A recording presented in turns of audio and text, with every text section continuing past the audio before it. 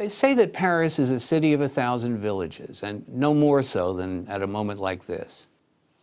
Sometimes those villages are just a street with its own bakery, cafe, newsstand, and everyone is on a first-name basis. When you enter a shop, it's always, "Bonjour, David, comment ça va? How's it going?" Even though it's a city of more than 2 million people, you can't walk down the street without greeting 2 or 3 of them. It can be a little annoying sometimes to realize that everyone knows your business, and that's when I long for the anonymity of New York. Because in those villages, no one is ignored. Everyone is part of a community. The morning after the Charlie Hebdo attacks, my district was in shock. One of the artists killed had lived for many years just around the corner, and everyone knew him. It wasn't just a terrible event that happened elsewhere. A neighbor had been murdered.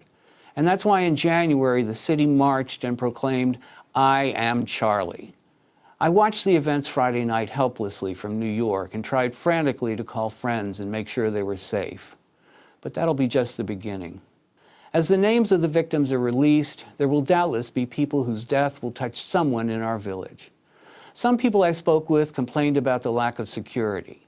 How could this happen? Why weren't they more vigilant? Well, the police and government may tighten security, but it won't be so easy, because above all, the French cherish their liberty.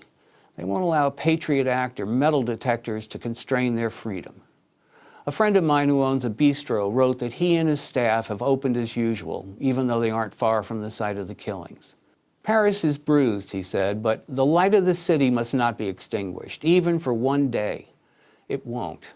And it's because those villages, that sense of community, are what give Paris its strength. And that's why, for me, all of Paris is my village.